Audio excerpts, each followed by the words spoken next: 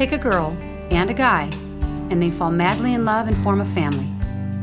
Sprinkle in some counseling degrees and a doctorate, a dream of transforming relationships as we know it. And 20 years later, we give you power couple Dr. Ray and Jean Kadkodian. And this is their podcast, Couples Synergy. Welcome back to another episode of Couples Synergy with Dr. Ray and Jean. Hi, I'm Dr. Ray. And I'm Jean, and this is our podcast about love, marriage, and relationships. Please check us out online at couplesynergy.com or on Facebook and Instagram at Couples Synergy.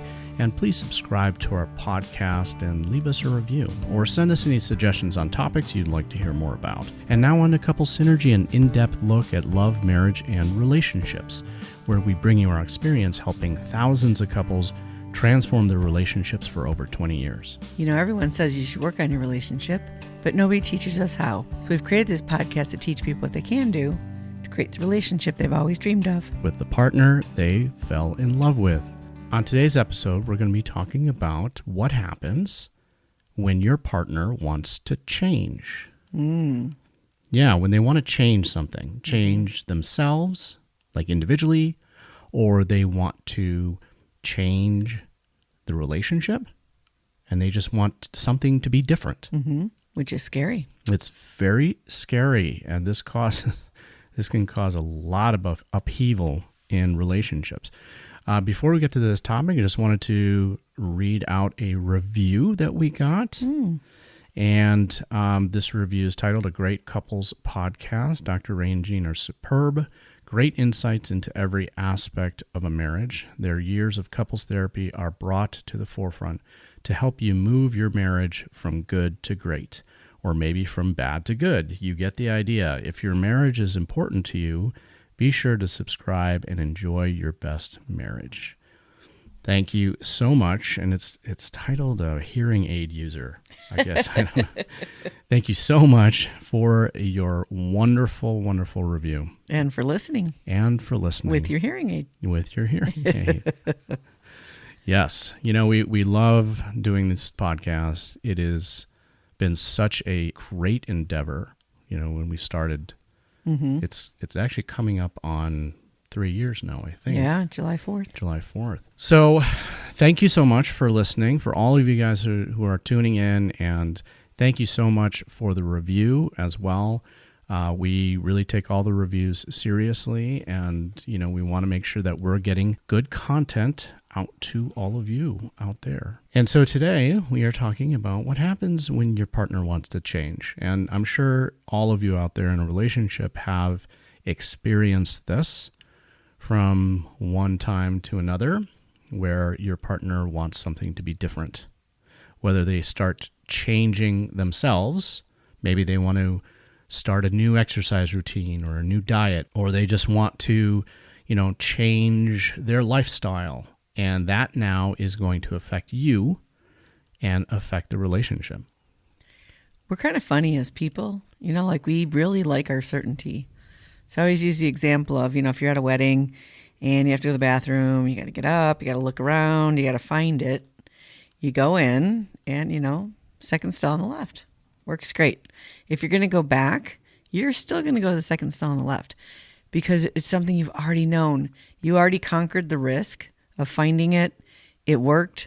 Why should I take another risk and try third stall on the right? We are creatures of habit, that's for sure. And we do love getting into a routine because that brings about this feeling of certainty. So especially when you're dealing with another person, if they're being predictable, if they are being routine, then you know what to expect and you feel safer. Even if what they are doing and their routine is not healthy. It is an unhealthy habit that they keep doing over and over again. To a certain extent, we become comfortable, I use that word in quotes, comfortable with it because it's known.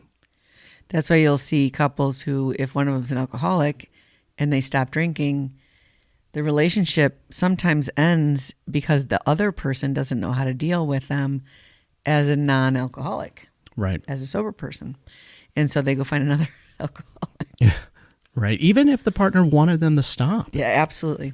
Yeah, it is amazing, right? When You want your partner to change, and then they do. Well, now it's like, well, now what? How do we deal with that? If you think about it, like, we use the reference of dancing. And if you have this routine down with your partner and all of a sudden they change their step, you got to figure out what your step is. Oh, it throws the whole dance off. Yeah. And so even if it's their own personal life and doesn't impact the relationship, it still impacts the relationship. Human beings are motivated to change by pleasure and pain. Those are two things that really motivate people to change, even though we don't like it, right? We don't like change. Well, there's a couple more: pain, boredom, and love. And love. We'll see, I would cover that under pleasure and pain. A lot. But yes, we seek pleasure, we avoid pain, and when we get bored, we don't like that feeling either. One of the things we've talked about in previous podcasts is that typically when a couple wants to change in their relationship, it is the woman in the relationship that notices there's a problem and wants the problem to be changed and to be shifted. I think it's funny you say wants to change. I don't think many couples want to change. I think it goes back to that place of pain, right? They're in too much pain Yep. to continue doing what they're doing. We were talking, a little bit about this. Because of Megan James, who we podcasted, and they were talking about her starting to change her belief system. They grew up in a really enclosed, knit community of Mennonites, and she started reading some new stuff. And listening to some podcasts, too. And listening to some podcasts. And Which if you look really threatened James. Yeah. We got a little scared about what she was listening to, what she was learning, and how her belief was shifting. And that's that, like, upsetting the apple cart, where now what you knew is no longer. It's now changing into something of the unknown. Especially when it comes to our belief system. Our belief system is really thoughts we've had over and over again. And wherever you're born in the world and whatever you're hearing about life and the world is what you believe. And so when you start learning something new, it can be really scary. And it can feel really good to a person who is maybe struggling with what they believe. It's maybe not really working for their life. But if both of you have the same belief and one of you starts to change, then you wonder what else is going to change. And is this change going to bring about the end of the relationship? And I think ultimately that's really the fear. Well, and I would say the answer is yes. There will be an end to the relationship as it is. As you know it. And something new will get birthed from that transformation. The ultimate fear, though, is that it is going to end the relationship for good, and now your partner is going to leave you, right? Abandoned or reject you. And, that is always a fear that's going to be there. Doesn't matter how long you have been married or how long you've been with your partner, there's always that fear of abandonment, always that fear of rejection there in the back of your head. So there's this concept that women have a restlessness about them. And that restlessness comes from a place of scanning the environment and looking for potential threats.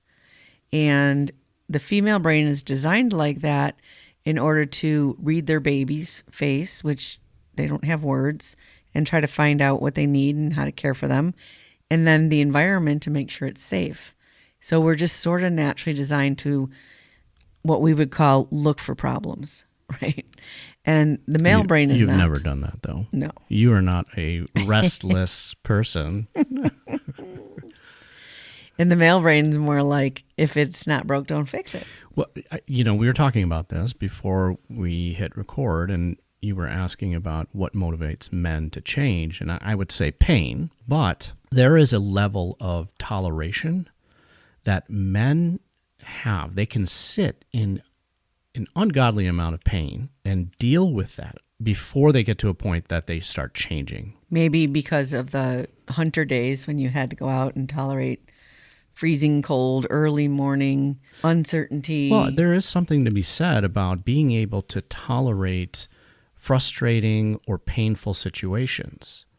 being able to stick it out. And if you think about sports and you think about fixing problems, you have to tolerate a level of uncomfortableness in order to be able to push through to get to the other side. Mm-hmm. Now, that's the positive part of toleration of pain, but there is that negative side that I think a lot of men get stuck in, to the point that they will ignore any type of medical issues that are going on in their body and not seek help or not seek treatment, and they will allow that to go on and often until they die, till something happens, right? Mm-hmm. That's tragic, and that is I guess the negative side or the shadow side of that toleration quality. Yeah, I would say the difference of that on the female side might be changing before you try. Before you allow this transformation to happen within the relationship, maybe you're done too soon. So if you observe a problem and you just go, okay, this isn't working, so I'm going to go a different route, it doesn't really allow you to delve into the whole point of being in a relationship. And the point of being in a relationship is to know yourself through your partner's eyes, through their reflection, and for them to know themselves. And we really get to know that when we stick in conflict together and grow from it. Mm-hmm. Yep. Right. The goal of a relationship is to evolve and grow together, or at least to grow in a way that you learn. Which is, why we always say it's the most difficult thing you'll ever do. It's the most painful and rewarding thing. And the person who's going to hurt you the most is your partner, and the person who's going to help you grow the most is your partner, because they're the closest reflection you can possibly have. And stagnation is very unhealthy. Stagnation in anything in life is toxic. Mm-hmm. And so stagnation or not changing in a relationship can be toxic and will be toxic to the relationship and to both people. If you get stuck in the same pattern over and over and over again and keep doing the same thing. And especially, from the guy's perspective, if he's sitting in a very, painful and dysfunctional place in his life and just tolerating it, that stagnation could kill him. And it's definitely a relationship killer, because it does not promote that moving forward and that evolution into something greater of a connection. One thing I've noticed with women is women also stay in a relationship or in things that they're not happy with, and they tolerate also, but there's a stronger belief that it's their fault, like they are blaming themselves. And it seems to me that when a woman gets to a certain point in life where she has some time for herself, maybe, the kids are grown or getting older, and then she starts to learn something new. Now she's seeking, because, that's what women do. We try to look for problems. So if we're looking for problems, we're seekers. And then you seek by listening to a podcast or reading a book, and then you start going through what Wayne Dyer calls the shift. And the first part for women, the change of the shift, is and this was personal a Carl growth. Jung concept as well. Yeah. The morning of life and the afternoon of life is the Carl Jung concept. And the reason women tolerate is their fear of being abandoned, right? If I'm going to bring up a problem, I'm not pleasing to my partner, which the brain does that in the female brain. Mm-hmm. And so if I'm not pleasing to my partner, they might leave, and then I have to figure out how to live with all of that. And so they tolerate a lot until maybe like 20 years in, sometimes, a lot of times. And then they start this process of sort of waking up. And at that point, their fear of being unhappy in the relationship and having an unhappy life becomes greater than their fear of abandonment. And that is when a lot of couples will begin the change process. And I would say for men, their biggest fear is to be rejected by their partner. Rejected, emotionally, mentally, physically, sexually. All of that is a fear. And so a lot of times they blame outward. They don't blame inward. It's like, I'm not the one with the problem here. You have a problem. And I don't know why you have to just rock the boat. Everything's fine. And let's just keep things the way that they are. the soothing of that, though, is really destructive, right? That's when people turn to all the distractions, right? Whether it's, being on your phone, watching TV, getting drunk, pornography, gambling, drugs, whatever it is. Even affairs. It's interesting to hear when a guy has an affair and he's like, it didn't mean anything. And for him, he was just wanting to soothe that part of him that got rejected or was feeling not appreciated or whatever that is. He really wasn't looking to fall in love. He was actually just using another person. And that's why it didn't mean anything. As opposed to with women, it's typically they feel so neglected that if they get that kind of attention, they're going to end their marriage much more often than when a guy does that kind of stuff. And now let's take a little break to tell you a little bit more about our home study course called Relationship 101. One of our passions is really to bring this work to everybody. And a lot of times what we hear is one person in the relationship is wanting to work on it, the other one is not. And so this is a great way for you guys to get a taste of what it is like to work on your relationship in a fun 8-date night video series to learn what you need to learn.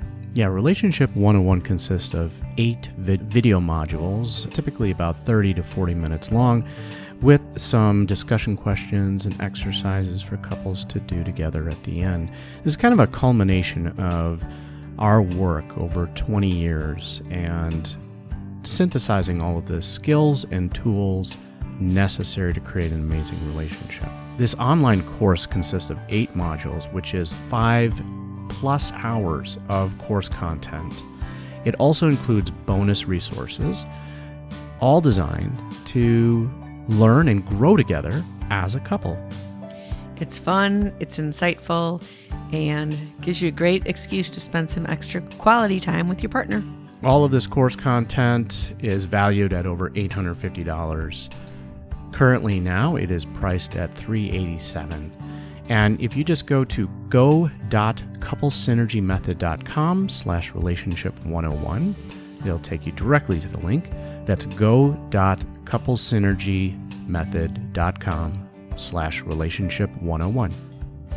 And if you're a single person, you can still benefit from it. It's not unlike men and how they face medical issues, as I mentioned earlier. It's they're ignoring the symptoms. Symptoms are starting, they're just ignoring it.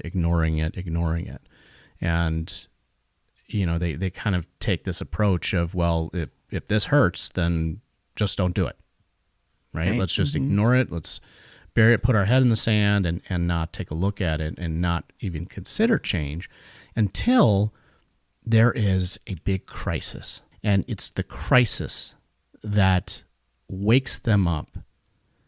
Maybe they're not ready to do the work to change, but it wakes them up and lets them know that, there is actually a problem here. And maybe that crisis is, his spouse talking to someone else online or spending time with, a male friend.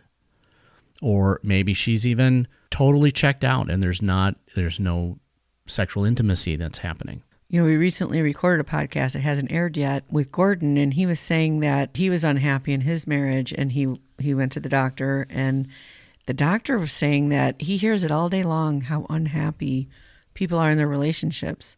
And that doctor's idea was maybe 15% of couples are actually thriving and happy. Those are pretty big numbers. Yeah, that's a pretty low number. Mm-hmm. Yeah. Do you know if your partner is happy? Do you know if you're happy? You were just talking to me about time to reflect. Mm-hmm. When do I sit and ask myself those questions? What's in my life that isn't working? And what am I going to do about it? And what do I want to? What do I have the courage to do about it? And do you wait until you get diabetes before you lose the 30 pounds or whatever it is that motivates us? Sometimes we don't even do that. It's really difficult. Change is hard. Change is very hard. Very difficult for human beings to do. And that reflection time, it used to be built into our weekly lifestyle. At least when I was a kid, stores were closed on Sundays. Out in Colorado, they're closed on Sundays. There's not much shopping that happens on Sundays still in Colorado. But now life is busy all the time I would say on the western slope of Colorado. on the western slope, where we are. Yeah. And so there is more downtime. There's more time to do things that are maybe a little bit more mundane and physical. Go for a walk, go fishing, sit, have a cup of coffee instead of just the bombardment of the busyness of. Or in the wintertime, chopping wood. Yeah. Mm-hmm. Just something that's rote, and doing that kind of rote type of behavior, you have that time to really think and contemplate and take a look at your life and think about, hey, am I on the right track here?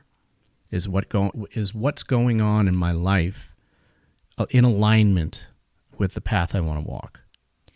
I'd really encourage you to take that time when you have to do something like, cut the grass or pull weeds or whatever those things are, clean the house, and don't distract yourself. Like don't fill it up with music or other things. If you could set aside maybe an hour a week just to sit in your life and think about it, and maybe even ask your partner, are you happy? Is this what you thought it was going to be? If you had a magic wand, what would you change? What would you do different? I would be willing to bet that those of you that are listening to this podcast, you are typically the partner in the relationship that is seeking the change. Maybe you're not really happy with where things are at, and now you are seeking out what to do about that. And so don't be surprised that if you go to your partner and you let them know that you want to change something, don't be surprised that they are going to be kind of resistive, guarded and resistive and maybe even defensive. Threatened, yeah. They might even think that you're pointing the finger at them, that they're to blame for where you are at in a relationship. And this is a very common and typical response that you can expect. And so maybe we can talk about how to approach your partner in a way that is going to minimize that defensive response. I don't know. And maybe the defensive response is important. We talked about having difficult conversations. It kind of starts that way, and not to be afraid of that defensiveness and sort of, dig in there and try to have that difficult conversation, because it's really easy and one of the very common mistakes we see couples make in their communication is they don't want to upset their partner, so they don't say anything. Yeah, they keep it to themselves. And then they just turn passive aggressive. And then their life blows up. Right. Because you got to pay sometime, right? If you're not happy. And, I think the best thing that you can do is find a quiet time. Find a time when you actually have invested quite a bit in your relationship, doing things together that are new, fun, interesting, exciting, talking more with your partner, complimenting them, knowing about who they are. And then, after you nurture the friendship part of the relationship, then you got something to pull from. But if you've been sitting in unhappiness for a while, you've probably been acting in a scary way. Maybe you're more ignoring those bit of attempt bids to connect, and your partner might be noticing something's off, so they're already coming in kind of fearful.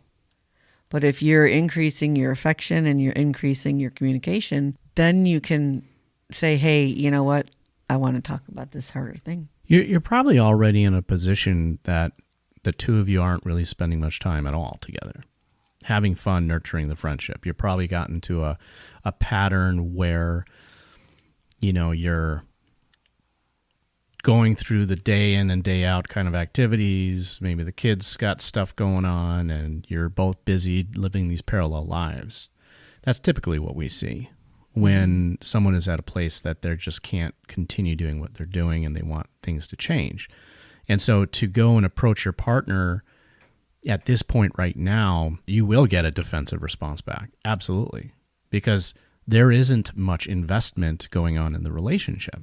There's not enough in that bank account, to draw from.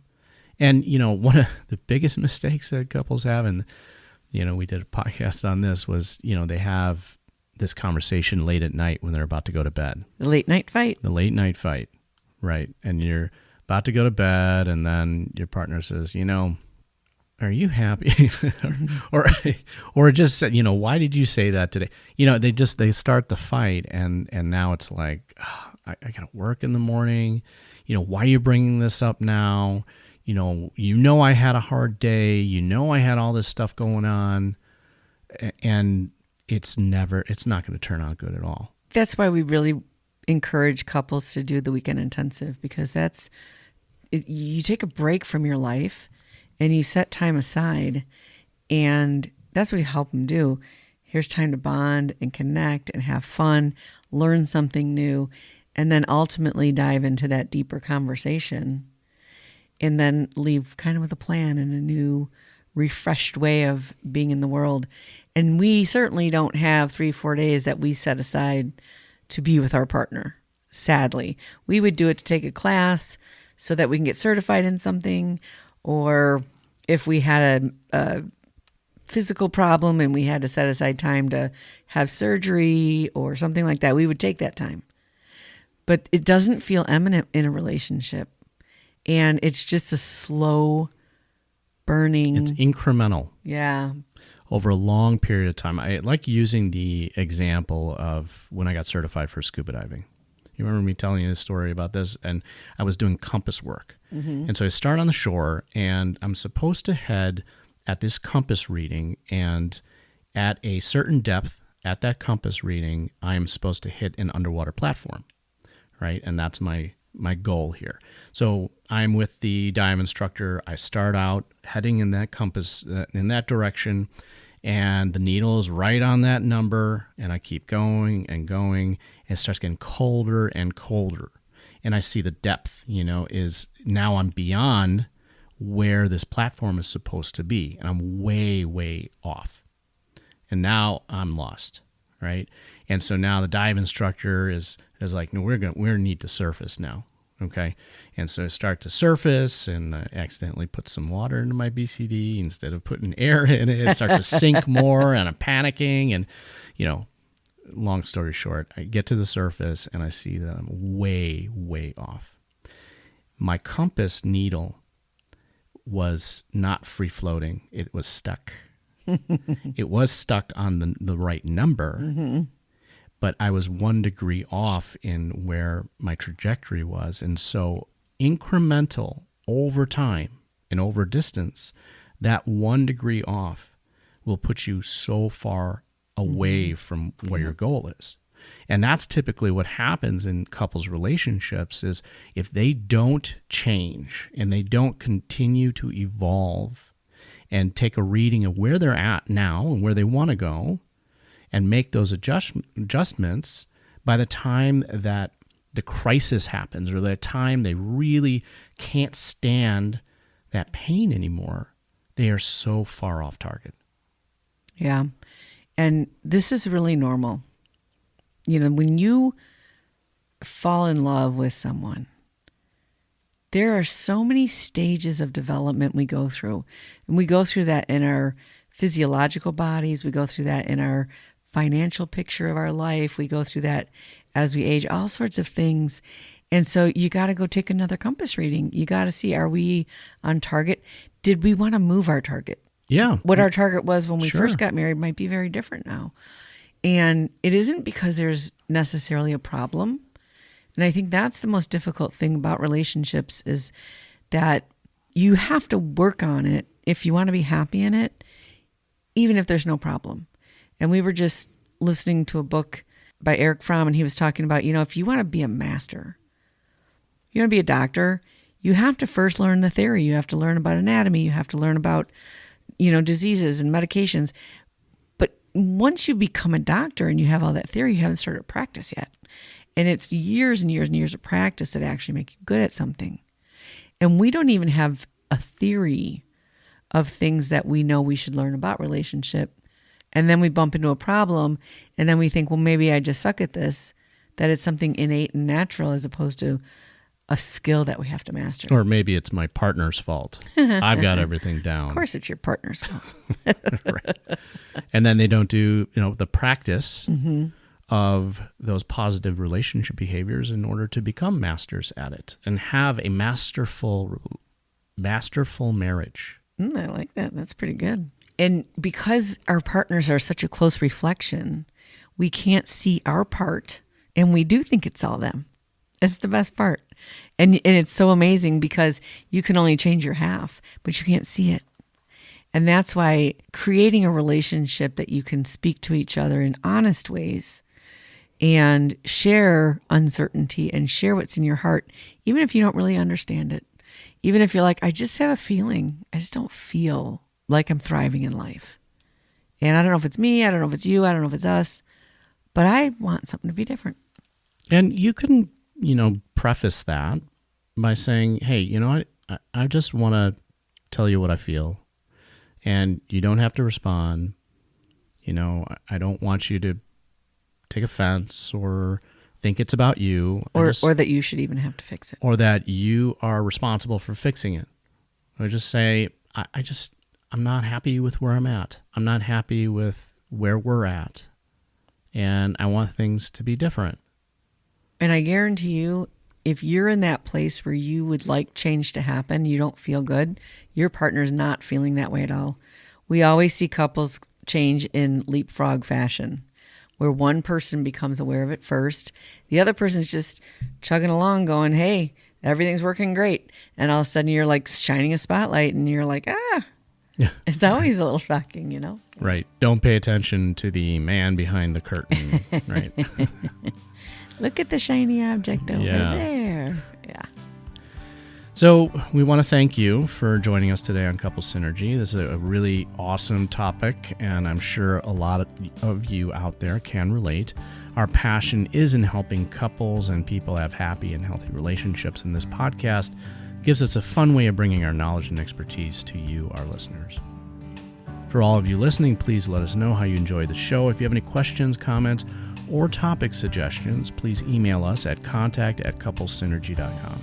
For more information about Couple Synergy and our programs such as Relationship 101, our home study course, the Couples Weekend Intensive, and our premier coaching program called Couple to Couple, look us up online at couplesynergy.com.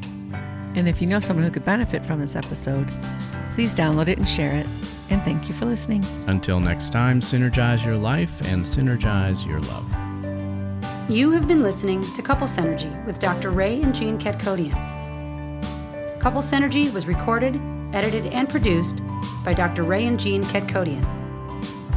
Voiceover and music entitled Breathe and Let Go was recorded and composed by Gina Gonzalez.